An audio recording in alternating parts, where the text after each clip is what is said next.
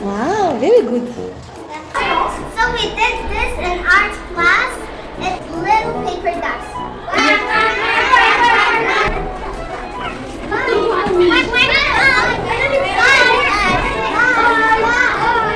Today we're going to make a duck. We have a square paper. We're going to do it a triangle. We do it a triangle. We make it again as a square and fold it. So this line needs to be straight. Fold it like this. It needs to be the same size under. And then we can do it in every side. Like this.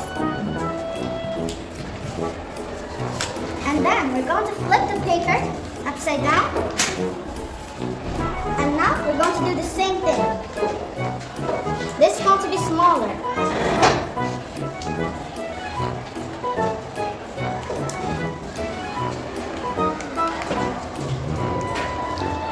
Flip it again.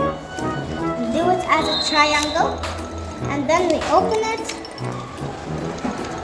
And then it will become a duck. Quack, quack. Right now we're going to paint it.